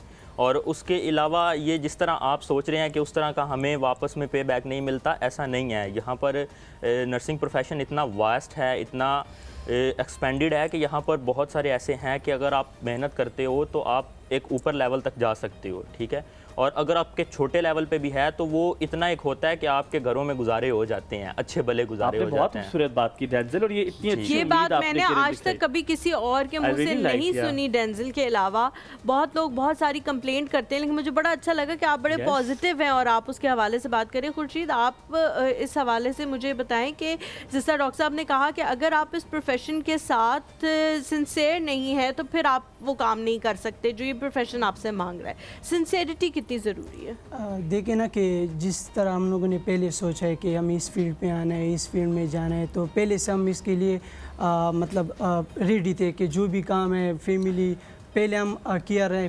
पेशेंट है, हमें बहुत ज़्यादा अजीज़ होते हैं, फिर उसके बाद हम देखते हैं फैमिली को, दोस्तों को। जो हमारा फर्स्ट प्रायोरिटी होता है वो पेशेंट होता है। जहाँ भी है, चाहे ईद हो चाहे शादी हो, इस तरह हुआ कि भाई लोगों को शादी था लेकिन हम वहाँ पे नहीं गए क्योंकि हमें हॉस्पिटल पे ड्यूटी था। तो पहले दिन से हमने ये सोचा था कि हम इस फील्ड में आते हैं तो केयर कर लेंगे, और जब केयर करते हैं और एक दूसरे का हेल्प करते हैं, एक दूसरे का दुआ मांगते हैं किसी, तो हर कुर्बानी मतलब देना पड़ेगा, जहाँ जितनी भी मुश्किल। क्या बात है, क्या बात है। आपसे 1 बाय 1 एक ही सवाल हम कर रहे हैं और आप 1 बाय 1 1 लाइनर 2 लाइनर आंसर दे, फिर हम डॉक्टर अब्दुल बासित मुजाहिद साहब के पास आएंगे। अगर कोई आज देख रहा है, इख्तितामी सवाल यकीनन नहीं है लेकिन मेरे जहन में आया है, आज कोई लड़की भी देख रही होगी, कोई लड़का भी देख रहा होगा, बहुत सारे बच्चे देख रहे होंगे जिन्हें डॉक्टर बनना है, नर्स बनना है। वो नर्स बने तो क्यों बने? नौशीन कोई 1-2 जुमले में अगर बताए तो, अगर कोई नर्स बनना चाहे तो क्यों बने? तो हमें 1 बाय 1 सबसे पूछेंगे, अपना जवाब रेडी रखिएगा। नौशीन बारी पहले आ गई आपकी। मैं सिर्फ इतना कहना चाहूँगी कि अगर कोई भी बच्चा, अगर बच्ची हमें देख रही है और वो इस प्रोफेशन को चूज़ करना चाहती है, तो आप सारी रात ड्यूटी करने के बाद सुबह जब आप घर वापस जा रहे होते हैं और मरीज़ आपको वो जो एक दुआ देता है ना कि अल्लाह ताला जो है वो आपको खुशियाँ दे और आपकी ज़िंदगी में आसानियाँ हों, वो सारा पे बैक होता है, सारी थकान आपकी उतर जाती है। क्योंकि कोई और प्रोफेशन है, आप उसमें इतनी दुआएं नहीं समेट सकते जितनी आप नर्सिंग प्रोफेशन में समेट सकते हैं। और अगर करियर अपॉर्चुनिटीज़ की बात की जाए तो नेशनल और इंटरनेशनल लेवल पे इतनी ज़्यादा अपॉर्चुनिटीज़ हैं, इतनी आसानियां हैं नर्सेज के लिए कि वो और प्रोफेशंस में देखने को नहीं मिलती। आई थिंक वो डेंजल हैज सेड, मुझे अब वो बात समझ आना शुरू की आपकी बात से। You right, yes. तो नर्सेज जो हैं वो कभी भी फ्री नहीं रहते हैं, वो जॉबलेस नहीं रहते हैं। They got a lot of opportunities in their home town, in their city, in their province, और कहीं पे भी जाना चाहें, बाहर अगर वो जाना चाहते हैं, मिडल ईस्ट में हैं, यूके में, यूएस में, कहीं पे भी जाना चाहें तो they are facilitated on the higher priority. लेकिन अभी आप कहीं ना जाए, अभी आप पाकिस्तान में रहें, हमें आपकी बहुत सख्त ज़रूरत है। Bareera, coming back to you. मैं डेंजिल की बात से एग्री करूँगी, जैसे उन्होंने बोला कि कम्युनिटी को फीडबैक देना चाहिए किसी चीज़ का, लेकिन इस चीज़ के लिए एक बहुत ज़्यादा जो ज़रूरी चीज़ है कि आप इस प्रोफेशन को चूज़ किस लिए करें। अगर आप इंसानियत की खिदमत करना चाहते हैं या आप किसी से दुआएं लेना चाहते हैं, क्योंकि इससे ज़्यादा मैं नहीं समझती कि इससे ज़्यादा कोई बड़ा इनाम आपको मिल सकता है कि इससे बड़ा प्रेशियस गिफ्ट हो ही नहीं सकता। हो ही नहीं सकता, बिल्कुल। आप जो है मरीज़ ठीक हो के आपके पास से जा रहा है और वो आपको इतनी दुआएं दे के जा रहा है कि आपके तो पैसे पूरे हो जाते हैं, जिसे कहते हैं वो ये चीज़ है। तो मेहनत वसूल हो जाती है। What do you have to say on that?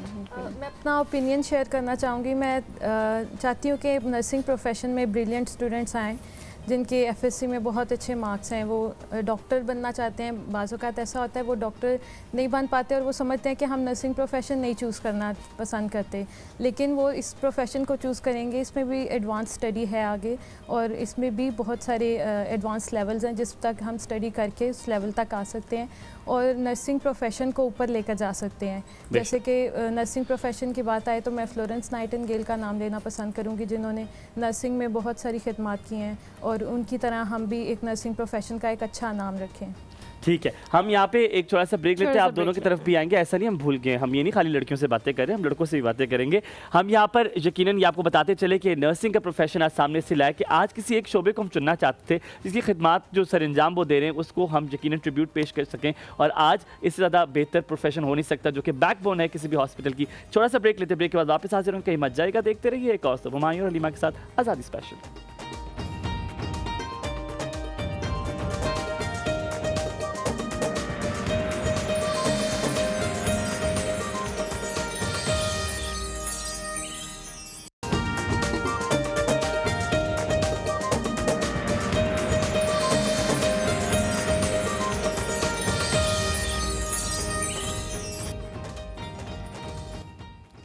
Welcome back after the break. आप देख रहे हैं एक और सुबह, और जनीता को हमने दिखाया। जनीता बहुत अच्छी लग रही हैं क्योंकि आप हमारी खास मेहमान हैं। हमने कहा आपको दिखाया, आप इतनी प्यारी लग रही थी स्क्रीन पे। कमिंग बैक टू यू, आपने बताना था कि जी क्यों नर्सिंग प्रोफेशन में जो आज के जवान हैं उनको आना चाहिए, बताइए।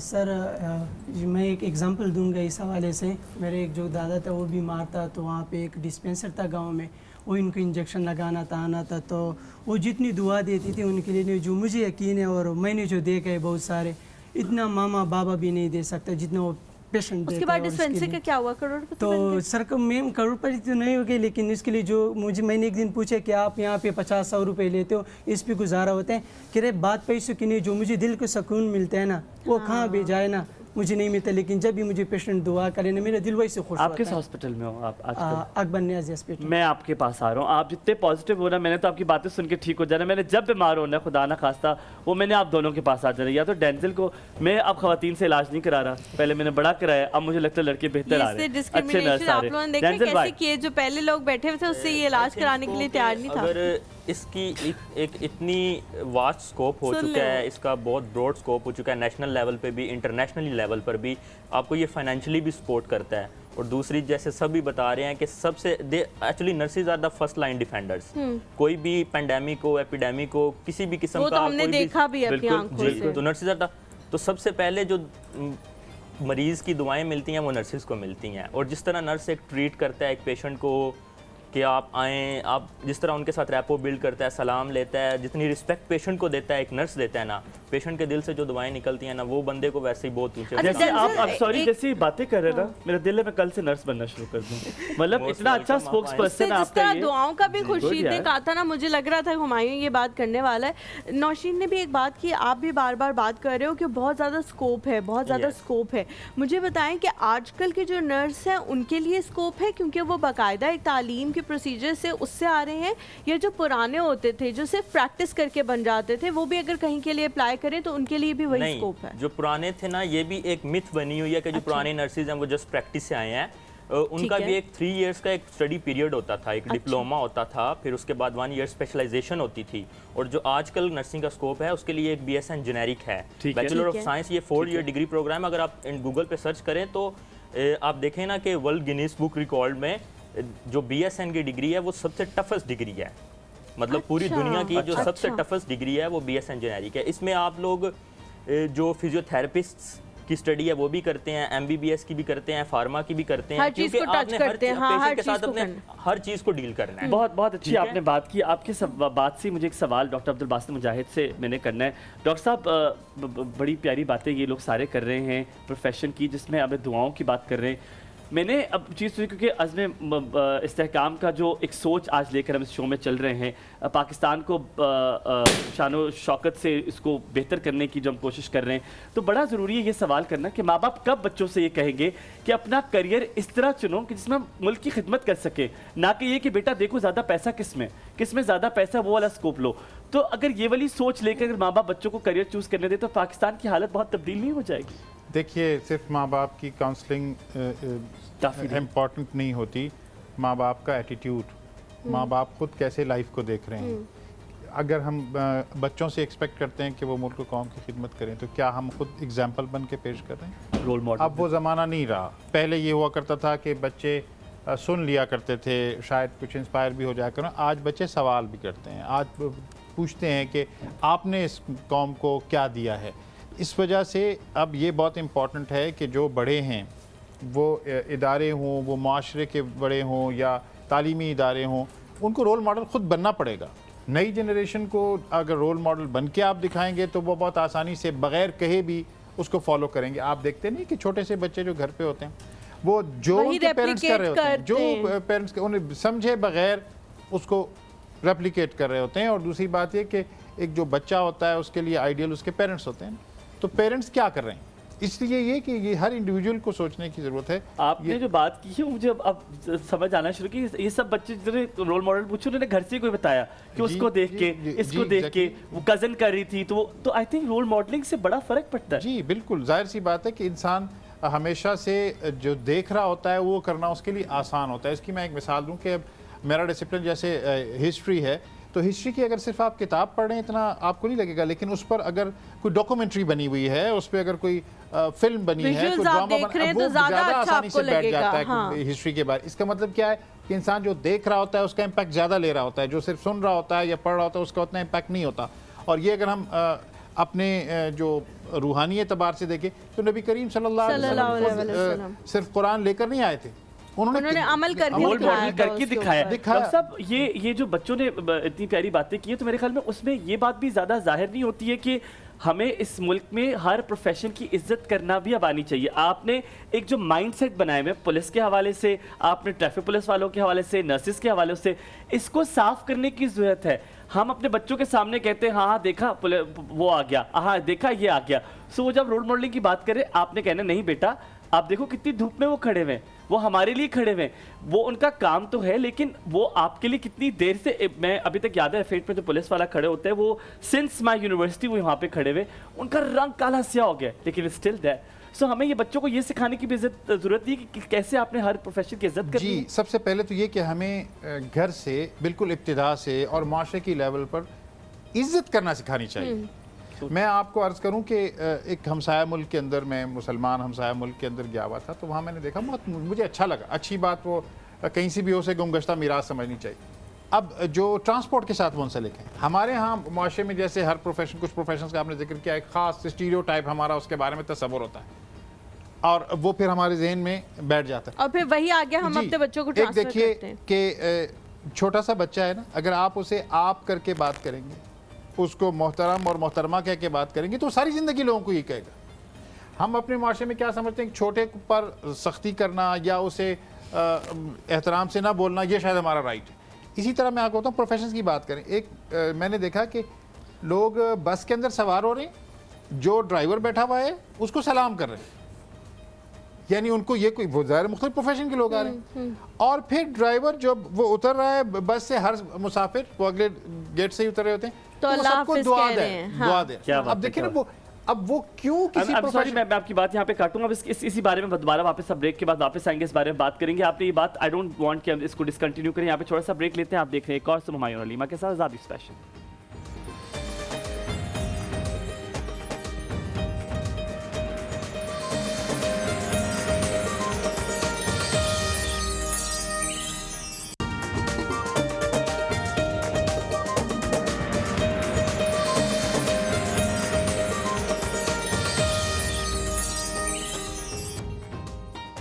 जी welcome back to the show. एक और सुबह आज़ादी स्पेशल में आप सबको एक बार फिर से खुशामदीद कहते हैं। हम किचन की तरफ नहीं गए, आप लोगों को सुबह बता दिया था कि यहाँ पे बहुत सारे लोग, बहुत सारे बच्चे जो हैं वो मौजूद होंगे, जिनके लिए ज़ैनब जो है वो आज कपकेक्स बना रही है। तो मेरे पास इस्तेहकाम की सोच के साथ हम बढ़ते हैं किचन में। ज़ैनब के पास बहुत प्यारे प्यारे हसीन बच्चे, कौन हसीन बच्चे बैठे हैं। सो हम चलते हैं जनाब, सारे हसीन होते हैं, आपने गुब्बारे नहीं फाड़ने हलीमा, ये गुब्बारे वापस बच्चों को देने होना चाहिए। अस्सलाम वालेकुम। अल्लाह, आप इधर आओ, सामने आ जाओ, इधर आओ, यहाँ आ जाए, आप भी सामने आओ। और कैमरे में आपने साथ कहना, हुमायूं भाई सबसे प्यारे। इधर आओ तुम, इधर आओ मेरी छोटी सी गुगड़ी, इधर आप इधर आ जाओ। इतनी डरी हुई क्यों हलीमा? आप ही हैं, बुरी लग रही है, डरावनी, पर डरो मत उनसे, कुछ नहीं कहेंगी। कैसे हो तुम लोग? हाँ ठीक हो? आज क्या है? आज क्या है बताओ, आप बताओ, आज कौन सा दिन है? 14 अगस्त। क्या हुआ था आज? पाकिस्तान बना था। तो आप सबको कहना चाहते हो जश्न आज़ादी मुबारक ऊंचा सा? मैं 1 2 3 करूंगा, साथ कहोगे? आप भी कहोगे? करें फिर 1 2 3, चलो 1 2। देखना क्या हमने जी? हमने वहां देखना है, यहाँ देखना है? 2 पे हमने 2 पे उधर देखना है। जिस कैमरे के ऊपर रेड लाइट जल रही है ना, वहां पे वो जो रेड़े पे भाई जा रहे हैं ना, जो उनको आगे पीछे घूम रहे हैं, वो रेड़े वाले भाई, उनको देखना आपने। 1 2 3, जश्न आज़ादी मुबारक। Very good. आपने नहीं बोला, आप में ताकत नहीं, आप तो बहुत छोटे, आप मेरे पास आ जाओ, आपको हमारे पास एक इससे भी छोटा पीस है जो यहाँ आया हुआ है तैयार होके, लेकिन वो अमल, हाँ, रोने जो है ना बीच में लग गया था, तो इस वजह से। अमल आ जाओ। हम हलीमा अमल को लेके आती हूँ। अमल को लेकर आते हैं। अमल वो बच्ची है जिसको पाला हमने, इसकी वालिदा ने इसको नहीं पाला। हाँ, पूरे ऑफिस ने। अच्छा, मैं क्यों इस तरह कर रहा हूँ? मुझे लग रहा है मैं शो में आ रहा हूँ।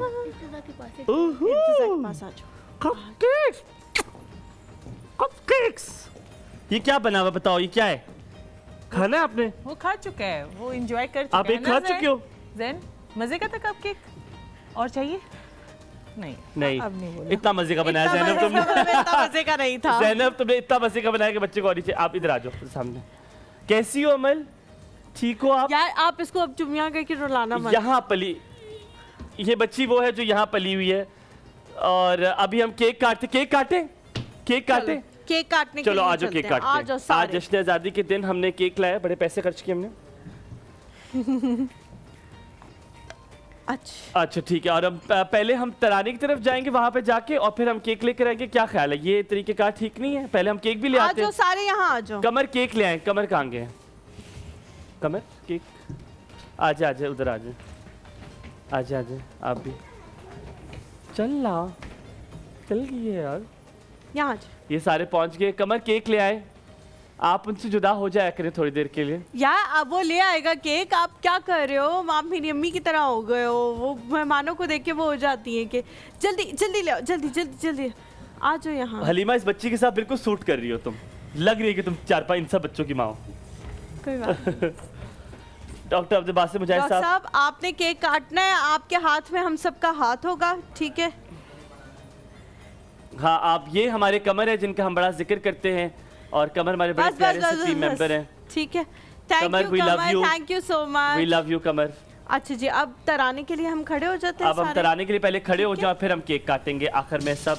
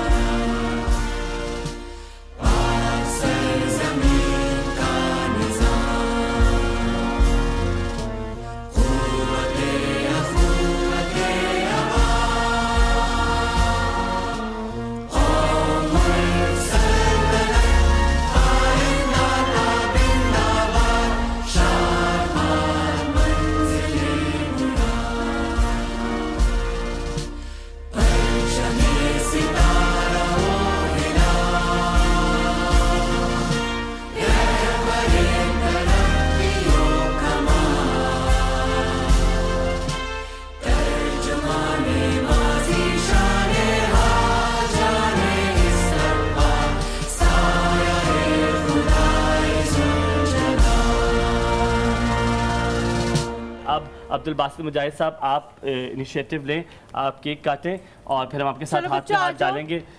बच्चों को बुला, आप लोग सारे आ जाए भाई, अंदर आ जाए, आजा आ जाए। साइमा, आप पहली बार स्क्रीन पर आ जाओ, मेरा ख्याल है ये पहली दफा होगा। आ जाए, आप लोग भी आ जाए, आ जाए, आप भी आ जाए। चलें केक काटते हैं हम। उसामा, आप भी आ सकते हो। नहीं, आप नहीं आ सकते हो मेरा ख्याल है। आप आ जाओ। बॉबी आ जाओ, आ जाओ। सैमा आ जाओ, कम आ जाओ, आ जाओ यार। सैमा आ जाओ, अच्छे कपड़े पहने हो तुमने आज पर जी। सो हलीमा, जी ज़ैनब आ गई। आप छुरी रखें और हम आपके साथ इस तरह पीछे आपके कंधे पे हाथ रखेंगे, लगेगा हम भी कर रहे हैं, ठीक है? बच्चे कर रहे हैं। और की जानिब से पाकिस्तान की ये सोच के साथ हमने आज प्रोग्राम किया, अज़्म इस्तेहकाम। आज पाकिस्तान की 77वीं सालगिरह है, 77, जिसपे हम केक काट रहे हैं। आप पाकिस्तान को तो हैप्पी बर्थडे हम कह सकते हैं। Happy birthday to you, happy birthday to you, happy birthday dear Pakistan, happy birthday to you. हम सब की जानिब से, एक और सब की जानिब से हमें 1 2 3 कहेंगे और हम जोर से जश्न आज़ादी मुबारक कहेंगे उस वाले सबस कैमरे में जहाँ पे बहुत छोटे से कैमरामैन आपको नजर आ रहे हैं। 1 2 3, जश्न आज़ादी मुबारक। और हम अपनी अब नशिस्तों की तरफ मेरे ख्याल में बढ़ते चले। आप लोग सब वापस चले जाएं, आप लोग को इतनी फुटेज देनी थी हमने। अब हम वापस अपने अपने नशिस्तों पे बराजमान हो जाएं। मैंने माइक क्यों पकड़ा हुआ? बात तो बीच में से, हाँ मैंने बीच में से एक किश्वर एक लाइन जो है वो मेरे से मिस हो गई थी, माजरत, आई एम सॉरी। यहाँ आ जाए, यहाँ आ जाए आप सब। आपका ये जो रिबन है ना, ये बहुत प्यारा है। अस्सलाम वालेकुम। ये मैं बना लेती सब हूँ, अब बच्चे ज़्यादा हो माशाल्लाह जाए। कितने प्यारे लग रहे हैं। जैसे कि आप सबको आज पता है कि अज़्म इस्तेहकाम का जो सोच है, जो हमारी ये पूरा जो पाकिस्तान में हम लोग पाकिस्तान को मुस्तहकम करना चाहते हैं, जितने भी चैलेंजेस हैं, जितनी भी ऐसी चीज़ें जो मुश्किलात हैं जो आपको अभी फिल वक्त लग रही है, याद रहे जैसे मैंने पहले भी कहा था कि हमें पाकिस्तान के वक्त भी ऐसी मुश्किलात, ऐसी चैलेंजेस थे, लेकिन आज हम पाकिस्तान को बहुत आगे पहुँचा चुके हैं। शायद हम अभी तक उस खुशी में कि अशरफ हमारे लिए गोल्ड मेडल लेकर आए, हमारे बहुत सारे ऐसे खिलाड़ी हैं, हमारे बहुत सारे ऐसे हीरोज़ हैं, जिसमें अब्दुल सत्तार ईदी साहब हैं, बहुत सारे ऐसे हीरो हैं जिनसे आज भी पाकिस्तान जाना पहचाना जाता है। हम बहुत खुश हैं कि हम ऐसे मुल्क में पैदा हुए हैं, हमारी ऐसे मुल्क में आँख खुली है जहाँ पर हम कह सकते हैं कि हम आज़ाद हैं, हम सांस ले सकते हैं, चाहे जिस मज़हब से भी आपका ताल्लुक़ हो, आप अपने मज़हब को प्रैक्टिस कर सकते हैं आज़ादाना तौर पर। आपसे ये आखिर में ज़रूर कहेंगे, आखिर में एक नारा भी हम ज़रूर लगाएंगे। आप सबका बहुत बहुत शुक्रिया, आप सबका आने के लिए। डॉक्टर अब्दुल बासित मुजाहिद साहब बहुत शुक्रिया। नर्सिंग का प्रोफेशन कितना प्राइस है, कितना प्रेशियस है, ये आज आपने अपने अल्फाजों से ये बयान कर दिया है। हमने खाली नर्सिंग नहीं, हर प्रोफेशन को इज्जत देनी है, पाकिस्तान को इज्जत देनी है, पाकिस्तान के लिए हमने कुछ करना है, ना कि उंगली उठानी है। आखिर में कहेंगे पाकिस्तान जिंदाबाद।